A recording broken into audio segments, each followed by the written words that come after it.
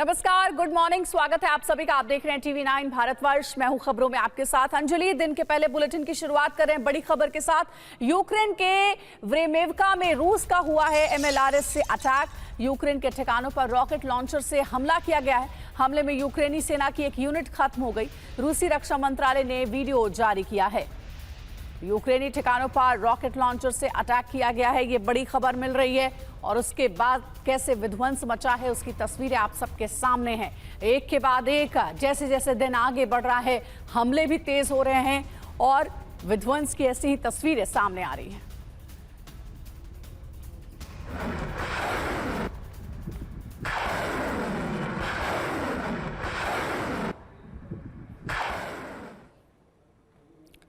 एक तरफ Putin NATO देशों पर अटैक की तैयारी कर रहे हैं तो दूसरी ओर यूक्रेन के नक्शे पर मौजूद खार्किव पुतिन के टारगेट पर है। बीते 100 घंटों से खार्किव प्रांत पर जबरदस्त हमले किए जा रहे हैं। दावा तो यहां तक किया जा रहा है कि खार्किव के करीब 224 वर्ग किलोमीटर के इलाके को रूसी सेना जीत चुकी है और अगले चंद दिनों में पूरे खार्किव पर पुतिन ब्रिगेड का कब्जा होगा। अब सवाल यह है कि कीव के बजाय पुतिन का फोकस खार्किव पर क्यों शिफ्ट हुआ है? आखिर क्यों खार्किव पर रूसी झंडा लहराने के लिए रूसी ब्रिगेड आमादा है? देखिए ये रिपोर्ट।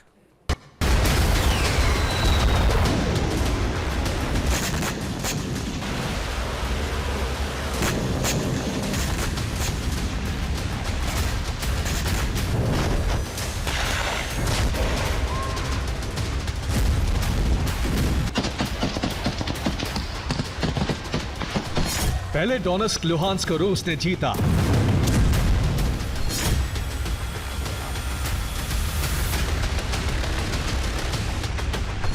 फिर अवदीव का मारियोपोल में रूसी झंडा फहराया।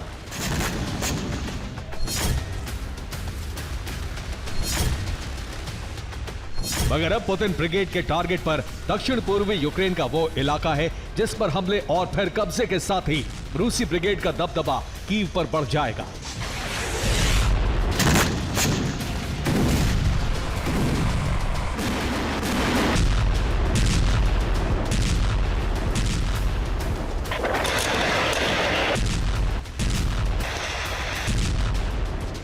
और मुमकिन है इसके साथ ही पुतिन धीरे धीरे पूरे यूक्रेन को अपने कंट्रोल में कर सकते हैं।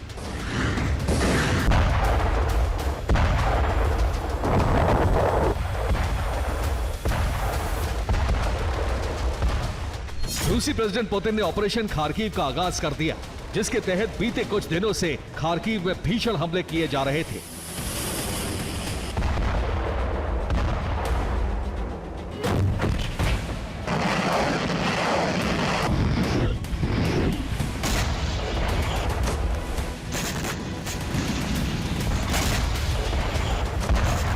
मगर 9 मई के बाद से यूक्रेन के खार्किव प्रांत में ऐसा बारूदी भूचाल आया जिसे देखकर हर कोई दहल उठा।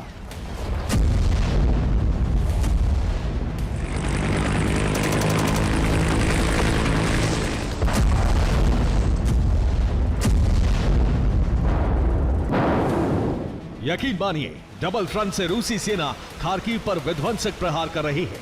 ताबड़तोड़ मिसाइलों और ड्रोन से हमला कर रही है, जिसका नतीजा यह हुआ है 72 घंटे में खार्किव का 224 वर्ग किलोमीटर इलाके पर रूस का कब्जा हुआ। बीते 24 घंटों में यूक्रेनी आर्म फोर्स के करीब 2700 सैनिकों की मौत हुई। इतना ही नहीं, रूस ने खार्किव के अंदर 20 किलोमीटर का बफर जोन बनाया।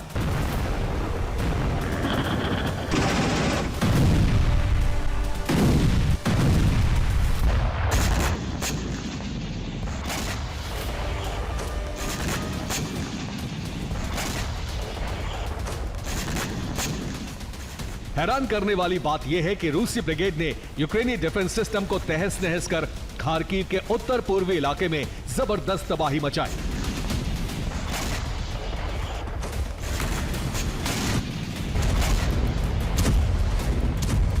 जानते हैं, अब तक खार्किव प्रांत पर रूस की तरफ से हमले ही किए जा रहे थे, मगर पहली बार पुतिन की सेना ने खार्किव के करीब 224 वर्ग किलोमीटर इलाके पर कब्जा कर लिया, या कहें उन्हें जीत लिया। आखिर कैसे, ये भी जान लीजिए।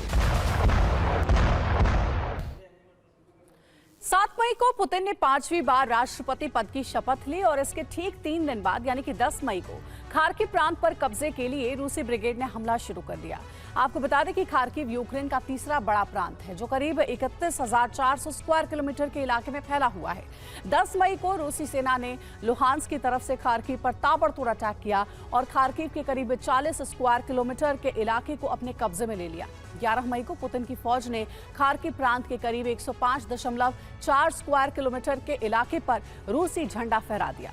वहीं 12 मई को एक बार फिर खार्किव के उत्तरी पूर्वी हिस्से पर हमला करते हुए करीब 78.5 स्क्वायर किलोमीटर के इलाके पर अपना कंट्रोल कर लिया। यानी 72 घंटों के भीतर पुतिन ब्रिगेड ने खार्किव ब्लास्ट के करीब 224.2 स्क्वायर किलोमीटर के इलाके पर कब्जा कर लिया। यकीन मानिए, खार्किव में रूस की ये बढ़त यूक्रेन के लिए महाखतरे का संकेत है।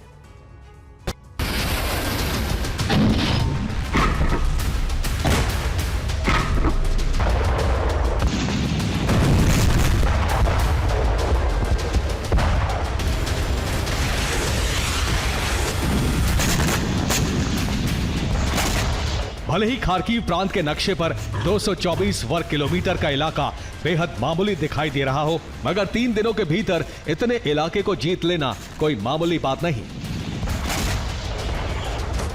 और जानते हैं ये कैसे संभव हुआ? दरअसल खार्किव कब्जे के लिए रूस ने 50,000 सैनिक उतारे, 30,000 जवानों को फ्रंट लाइन पर हमले के लिए भेजा। वहीं 20,000 जवान सेकेंड लाइन में बैकअप के लिए तैनात किए गए। रूसी डिफेंस ने खार्किव में करीब 400 टैंक तैनात किए। खार्किव पर हमले के लिए 900 आर्टिलरी को भी भेजा।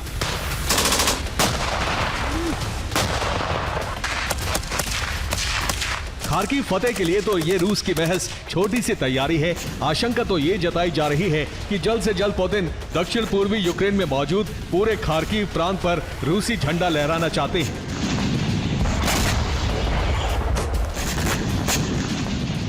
और अपने इस मिशन को पूरा करने के लिए पुतिन ने 2.5 लाख सैनिकों को यूक्रेन की तरफ डिप्लॉय कर दिया है। लेकिन बड़ा सवाल यह है कि यूक्रेन की राजधानी कीव से पहले पुतिन खार्किव पर कब्जे की तैयारी क्यों कर रहे हैं? क्यों खार्किव के इलाकों को रूसी सेना जीत रही है? प्रचंड तरीके से खार्किव को तहस नहस कर रही है।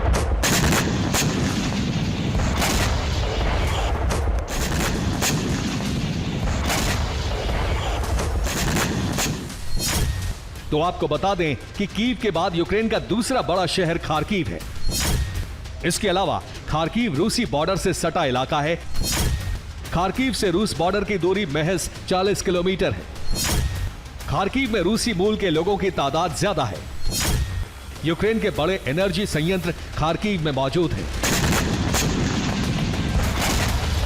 दरअसल वॉर एक्सपर्ट ये आशंका जता रहे हैं कि पुतिन का मकसद अगले चंद दिनों में खार्किव पर कब्जे का है, क्योंकि खार्किव के रास्ते ही रूसी ब्रिगेड कीव की तरफ कूच करेगी।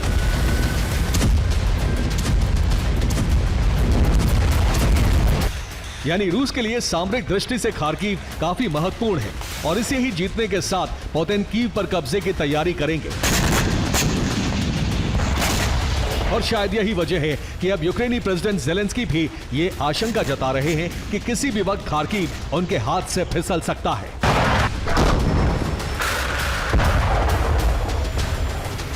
खार्किव में यूक्रेनी सेना सरेंडर करने के कगार पर है। रूसी सेना के आगे यूक्रेनी ब्रिगेड बेबस दिखाई दे रही है। बस इसी आनन फानन में ज़ेलेंस्की ने खार्किव मोर्चे के कमांडर भी बदले हैं। ऐसे में ज़ेलेंस्की का यह दाव कितना कारगर साबित होता है, यह तो वक्त ही बताएगा। मगर इसी बीच अमेरिकी विदेश मंत्री ब्लिंकन के कीव पहुंचने से ज़ेलेंस्की को थोड़ी राहत मिली है, क्योंकि खार्किव की सुरक्षा के लिए यूक्रेन पैट्रियट की मांग कर रहा था। ऐसे में क्या America patriot missile defence system Kharkiv में तैनात करेगा? फिलहाल इस पर सस्पेंस है। Bureau report, TV9 Bharatvarsh. एक और बड़ी खबर आ रही है। रूस के बेलगोरोड में यूक्रेन का बड़ा हमला हुआ। यूक्रेनी सेना ने बेलगोरोड में 203 ड्रोन दागे हैं। यूक्रेन के ड्रोन हमले में 16 लोगों की मौत हो गई। रूसी रक्षा मंत्रालय ने हमले की जानकारी दी है। यूक्रेन ने बेलगोरोड में 203 ड्रोन से हमला किया है। बेलगोरोड में लगातार हमले जारी हैं और एक साथ 200 से भी ज्यादा ड्रोन अटैक बेलगोरोड के इलाके में किया गया। और उसके बाद देखिए कैसे जो ऊंची ऊंची इमारतें थी वो जमींदोज हो गई हैं। इलाके में अफरा तफरी का माहौल, क्योंकि अभी भी वहां पर काफी संख्या में लोग रह रहे हैं। खार्किव में यूक्रेन लाचार है, लेकिन यूक्रेन की सीमा के करीब बेलगोरोड और दूसरे शहरों में रूस की तमाम तैयारियां नाकाफी साबित हो रही हैं। इन इलाकों में पिछले 4 दिनों से यूक्रेन लगातार हमले कर रहा है।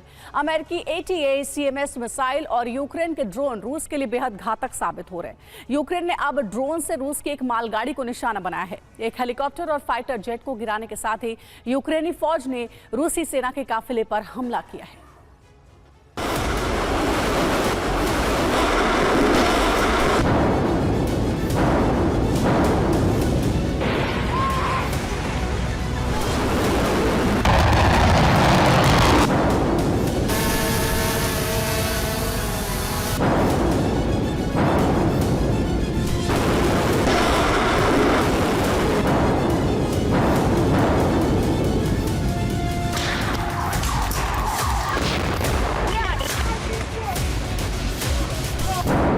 खार्किव में यूक्रेन कमजोर, लेकिन फ्रंट लाइन के शहरों में रूस लाचार।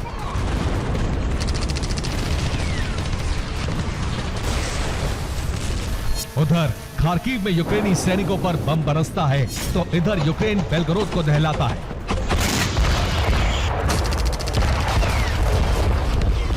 रूसी सेना की तमाम कोशिशों के बावजूद यूक्रेन के इंतकाम की आग रुक नहीं रही।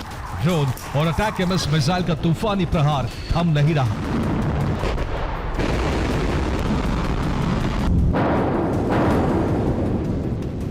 यूक्रेन बॉर्डर के करीब बेलगोरोड पर सबसे बड़ा हमला 12 मई की सुबह हुआ।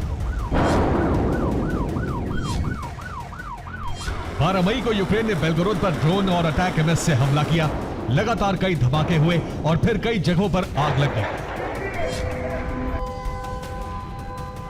13 मई को भी यूक्रेन का हमला जारी रहा है। 12 मई के हमले के बाद रूस सतर्क है, लेकिन फिर भी यूक्रेन के कई ड्रोन बेलगोरोड तक पहुंचने में कामयाब रहे हैं। रूस के एयर डिफेंस को भी यूक्रेन ने नष्ट कर दिया।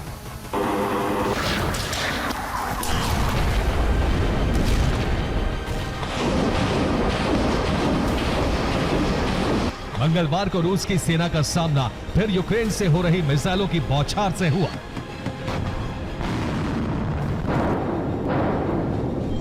बेलगोरोड में यूक्रेन की एक मिसाइल से धमाका हुआ। रूस ने 25 मिसाइलों को गिराने का दावा किया। बेलगोरोड में रविवार के हमले में 15 लोगों की मौत हो गई।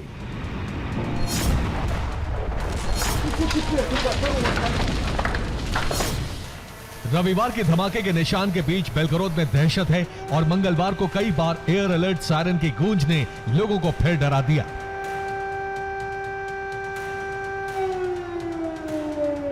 रूस के सैनिकों ने बेलगोरोड को तो बचा लिया, लेकिन यूक्रेन का एक कामिकाज़े ड्रोन तमाम एयर डिफेंस को चकमा देकर वोल्गोग्राद तक पहुंचने में कामयाब रहा।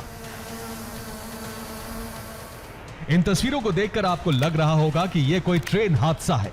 मालगाड़ी की कई बोगी रेलवे ट्रैक से दूर जाकर गिरी हैं। ट्रेन में लोड सामान इधर उधर बिखर चुका है। मालगाड़ी से जुड़े तेल के टैंकर भस्म हो चुके हैं। रिपोर्ट के मुताबिक वोल्गोग्राद में मालगाड़ी हादसे के पीछे यूक्रेन का शक्तिशाली ड्रोन जिम्मेदार है। ट्रेन से लेकर हवा तक में यूक्रेन ने रूस को बहुत बड़ा नुकसान पहुंचाया है। कैसे यूक्रेन ने यह हमला किया, आपको दिखाते हैं।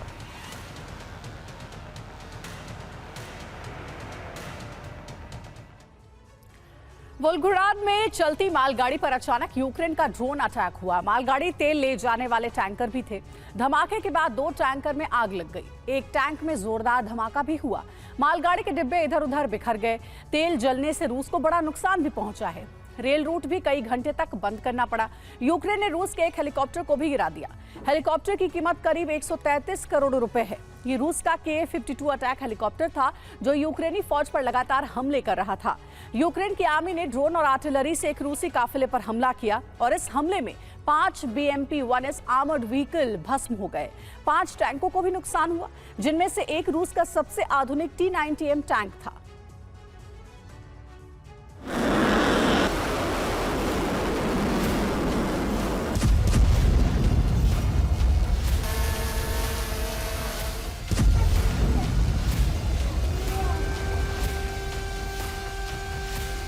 यूक्रेन की कोशिश कम से कम हमलों में रूस को बहुत बड़ा नुकसान पहुंचाने की है, लेकिन यूक्रेन ऐसे टारगेट चुन रहा है जहां इंसानों के संहार के बजाय रूस की अर्थव्यवस्था को हानि पहुंचाई जा सके। यूक्रेन ने लुहांस्क के औद्योगिक इलाके में हमला किया। क्रास्नोदर में कई फैक्ट्री को यूक्रेन ने टारगेट किया। यूक्रेन के निशाने पर हथियार बनाने की फैक्ट्री थी। क्रास्नोदर में स्कूल और दफ्तर बंद कर दिए गए हैं।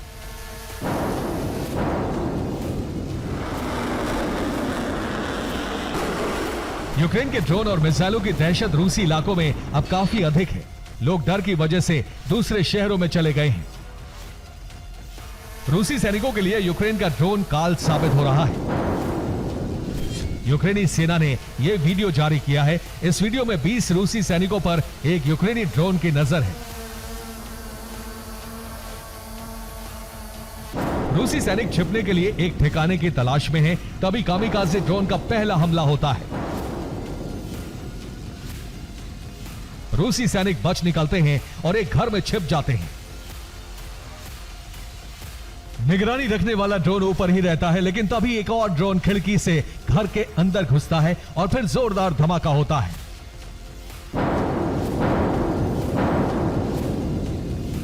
यह हमला कहां हुआ इसका खुलासा तो नहीं किया गया है, लेकिन इतना तो जाहिर है कि यूक्रेन के एक हमले में ही रूस के 20 से ज्यादा सैनिकों की मौत हो गई। डोनेट्स्क में भी रूस को बड़ा नुकसान हुआ है। यूक्रेन ने यहां रूसी सुखोई 25 फाइटर को गिरा दिया। रूस के कई टैंक और बख्तरबंद को भी नष्ट कर दिया गया। रूस के टैंक और बख्तरबंद वाहनों के काफिले का यूक्रेन के एक ड्रोन ने पीछा किया। ड्रोन से जानकारी मिलने के बाद यूक्रेन की आर्टिलरी और एंटी टैंक मिसाइलों का जबरदस्त हमला शुरू हो गया। थोड़ी ही देर में रूस के काफिले को यूक्रेनी बारूद ने भस्म कर दिया।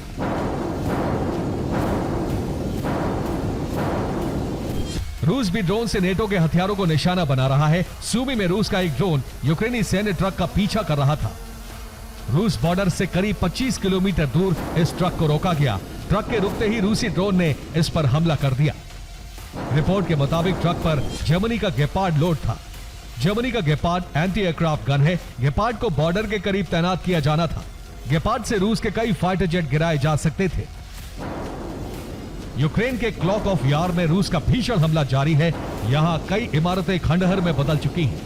आत्रेमोवस्क के करीब होने की वजह से यह इलाका रूस के लिए बेहद अहम है। खार्किव में मुकाबले के लिए नेटो देश जल्दी यूक्रेन को हथियारों की बड़ी सप्लाई देने वाले हैं।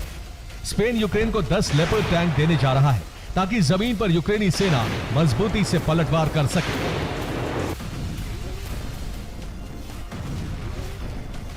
स्पेन से यूक्रेन को हथियारों की बड़ी खेप इसी महीने पहुंचाई जाएगी। स्पेन से यूक्रेन को आर्टिलरी के गोले और मशीन गन की सप्लाई की जाएगी। बख्तरबंद वाहन भी दिए जाएंगे। एंटी एयरक्राफ्ट सिस्टम भी दिए जाएंगे। यूक्रेन को इस वक्त ड्रोन और मिसाइल से बचाने के लिए सबसे जरूरी एयर डिफेंस की सप्लाई है। जर्मनी से यूक्रेन को IRIS-T एयर डिफेंस मिल रहा है। इसी महीने कई एयर डिफेंस यूक्रेन पहुंचने वाले हैं। Bureau report, TV9 Bharatvarsh. Crimea में रूस को अब तक का सबसे बड़ा नुकसान पहुंचा है। ज़ेलेंस्की और उनकी सेना ने क्रीमिया में रूस को इतना बड़ा जख्म दे दिया है जिसकी कल्पना क्रेमलिन ने कभी नहीं की होगी। यूक्रेन ने ब्रिटिश मिसाइल स्टॉर्म शैडो से हमला कर रूस के एयर डिफेंस सिस्टम के बेस पर बड़ा विस्फोट कर दिया। क्रीमिया में हमला हुआ तो क्रेमलिन में हड़कंप मच गया। आनन फानन में आपात मीटिंग हुई। कहा यह जा रहा है कि मीटिंग में आज रात क्रीमिया में हाइपरसोनिक मिसाइलों से वज्रपात करने का फैसला हुआ है।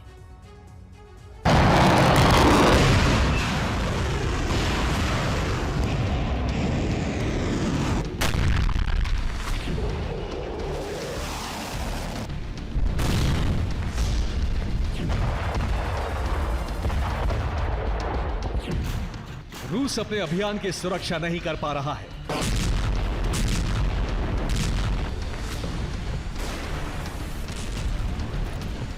यूक्रेन क्रीमिया में जबरदस्त हमला कर रहा है।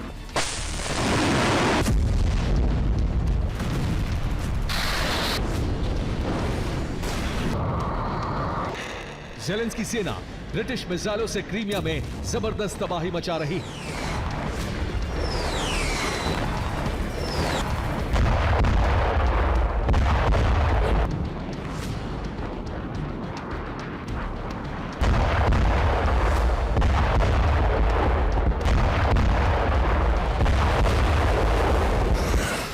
क्रीमिया में यूक्रेनी फोर्स स्टॉर्म शैडो मिसाइलों की बरसात कर रही है, जिससे रूसी सेना के सैन्य ठिकाने दहल रहे हैं।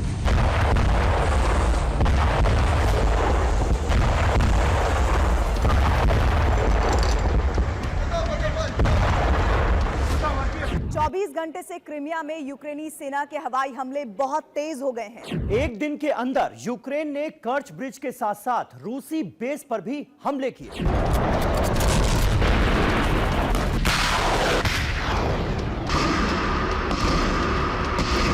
क्रीमिया में यूक्रेन ने उस जगह मिसाइल विस्फोट किया जहां रूस का एयर डिफेंस सिस्टम बेस है।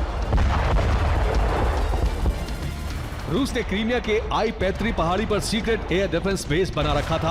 यूक्रेनी सीक्रेट सर्विस को इस बेस की लोकेशन का पता चल गया। इसके बाद यूक्रेनी फोर्स ने यहां स्टॉर्म शैडो मिसाइलों से धमाका कर दिया।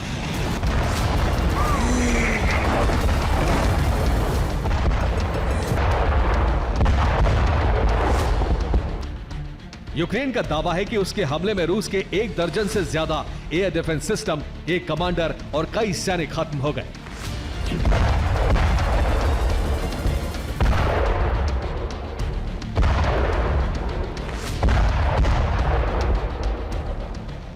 रूसी एयर डिफेंस स्टेशन के ध्वस्त होने से क्रीमिया बड़े खतरे में पड़ गया है। कहा जा रहा है कि यूक्रेनी हमले के बाद रूस का सुरक्षा तंत्र तबाह हो गया है।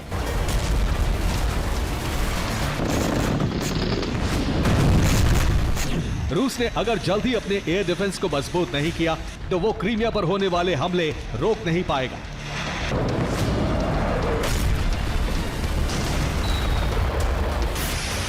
परिणाम यह होगा कि ज़ेलेंस्की का ऑपरेशन क्रीमिया सफल हो जाएगा।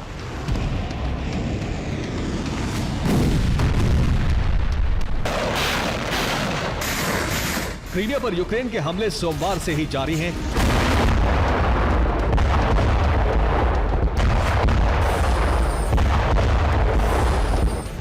रिपोर्ट्स के मुताबिक सोमवार को यूक्रेनी सेना ने कर्च ब्रिज को टारगेट किया था। हमले की वजह से कर्च ब्रिज बंद है। रूस अब दूसरे रास्ते से क्रीमिया के एयर डिफेंस सिस्टम को एक्टिवेट करने की कोशिश कर रहा है। जो एयर डिफेंस बेस तबाह हुआ है उसे फिर से एक्शन में लाने के लिए दूसरे रूट से कल पुर्जे भेजे जा रहे हैं।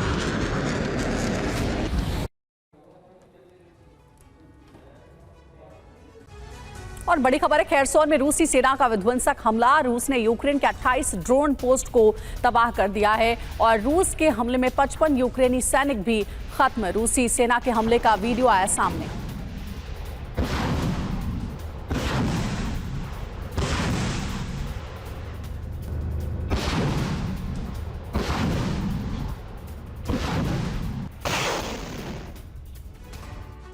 नेटो और यूरोपीय यूनियन ने विश्व युद्ध की सबसे बड़ी तैयारी तेज कर दी है, क्योंकि राष्ट्रपति पुतिन ने राष्ट्रीय सुरक्षा परिषद की पहली बैठक में महासंग्राम का राज्यादेश जारी कर दिया है।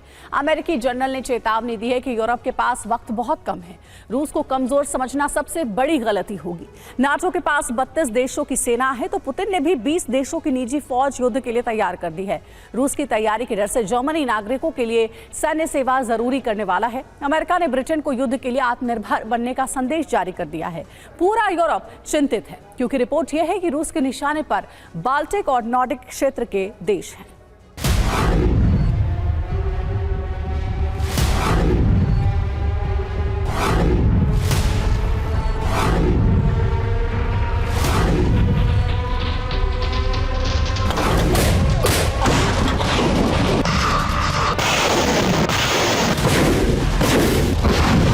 पुतिन के 5वें कार्यकाल को यूरोप का काल कहा गया। नई सरकार गठन के साथ ही पुतिन ने रूस के साम्राज्य विस्तार की ओर कदम बढ़ा दिए।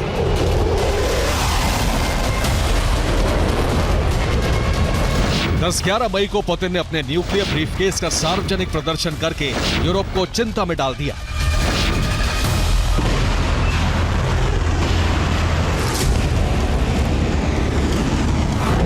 13 मई को मॉस्को में रूसी राष्ट्रीय सुरक्षा परिषद की पहली बैठक हुई। इस बैठक में रूस के रक्षा मंत्री, सुरक्षा परिषद के सदस्य, विदेश मंत्री सहित बाकी सदस्य वीडियो कॉन्फ्रेंसिंग के जरिए शामिल हुए और इसी बैठक में पुतिन ने न्यूक्लियर ब्रीफकेस के कोड नए रक्षा मंत्री को सौंप दिए।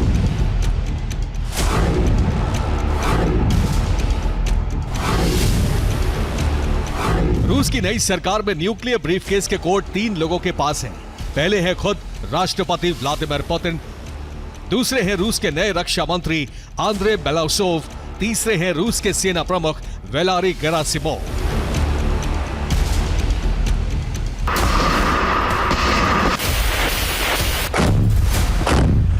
पुतिन की इस बैठक की शॉकवेव यूक्रेन की धरती पर फट रहे बम से ज्यादा है, जिससे पूरा यूरोप अलर्ट मोड पर आ चुका है।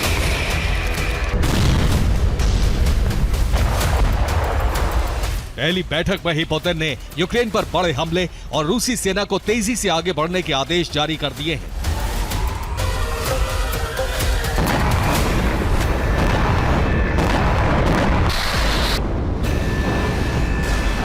क्योंकि इस कार्यकाल में पुतिन की तैयारी यूरोप में साम्राज्य विस्तार की है।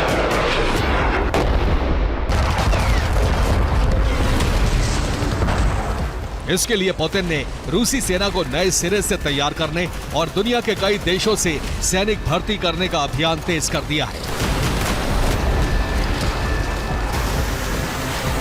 अमेरिकी मीडिया की रिपोर्ट है कि पुतिन दुनिया भर से सैनिकों की भर्ती कर रहे हैं।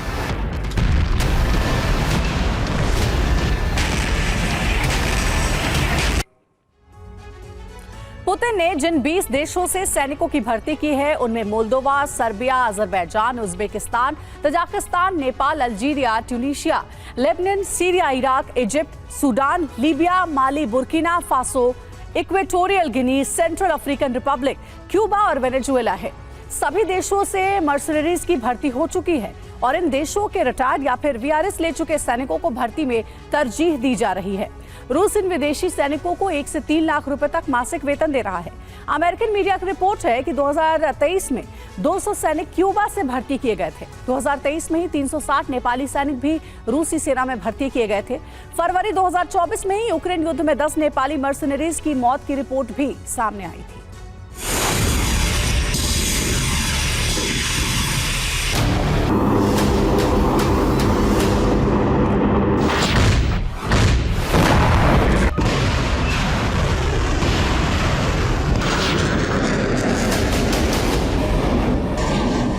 संकेत साफ है कि पुतिन ने अब सबसे बड़ी जंग की तैयारी कर ली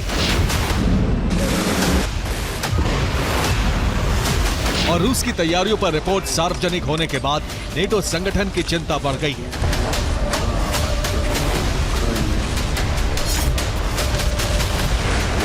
ब्रिटेन के प्रधानमंत्री ऋषि सुनक ने कहा है कि पुतिन का दुस्साहस दुनिया को परमाणु युद्ध के कगार पर ले आया है।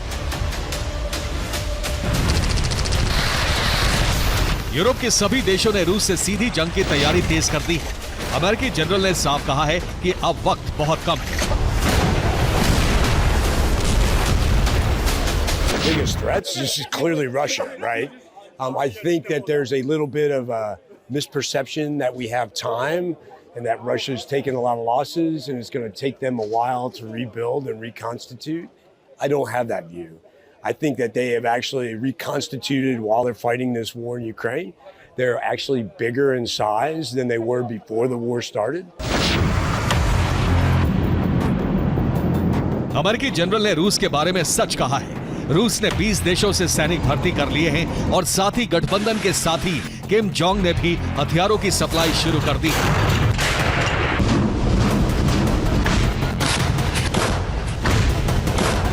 दक्षिण कोरियाई खुफिया एजेंसी की रिपोर्ट है कि उत्तर कोरिया से रूस को 1970 के दशक में बने हथियारों की सप्लाई हो रही है। इन हथियारों को यूक्रेन के मोर्चे पर भेजा जा रहा है, जबकि एडवांस्ड हथियार रूस ने नेटो से जंग के लिए तैनात कर दिए हैं। रूस की इस तैयारी से पूरे यूरोप में भय है और नेटो में फूट की दरार भी दिख रही है। नेटो सदस्य देश जर्मनी ने महासंग्राम की तैयारी के लिए नियम बदलने शुरू कर दिए हैं।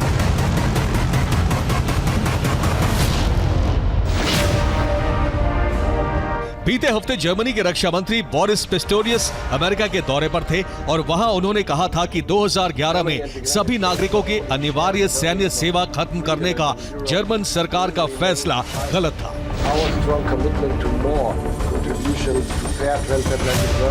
बोरिस पिस्टोरियस के इस बयान से अंदाजा लगाया गया है कि जर्मनी सभी युवा नागरिकों को सेना में भर्ती करने की तैयारी में है और अब जर्मन सेना के लीक डॉक्यूमेंट से यही जानकारी सामने आई है।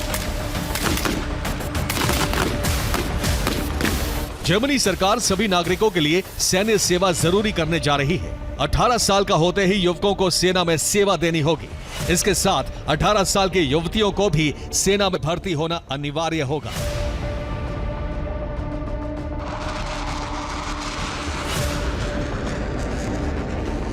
यानी नेटो देश बड़ी जंग की तैयारी में है, लेकिन इस जंग से पहले मतभेदों की दरार गहरी हो गई है।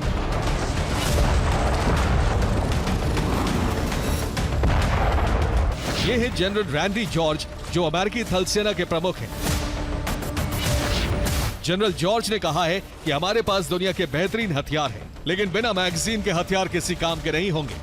ऐसी हालत में अमेरिका भी ब्रिटेन की मदद नहीं कर पाएगा। ब्रिटेन को युद्ध के लिए आत्मनिर्भर बनना होगा।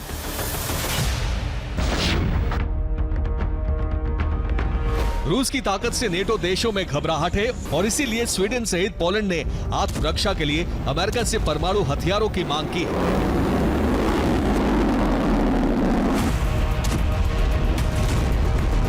रूस से जंग की तैयारी के लिए नेटो ने मोल्दोवा में सैन्य तैनाती कर दी है।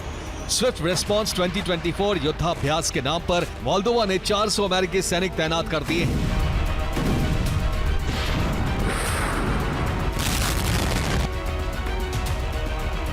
पुतिन का 5वां कार्यकाल शुरू होते ही सबसे बड़ी जंग की लकीर खींच चुकी है। आशंका है कि रूस का पहला टारगेट बाल्टिक या नॉर्डिक देश बन सकते हैं।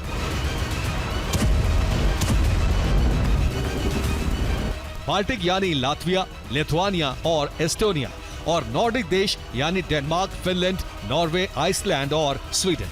बाल्टिक देश रूस की सीमा से सटे हैं और फिनलैंड, स्वीडन रूस के बाल्टिक बेस से सटे देश हैं।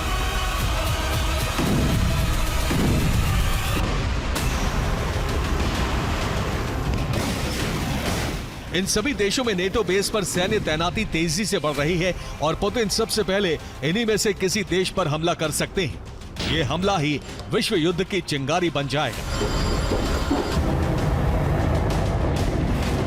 Bureau report, TV9 Bharatvarsh.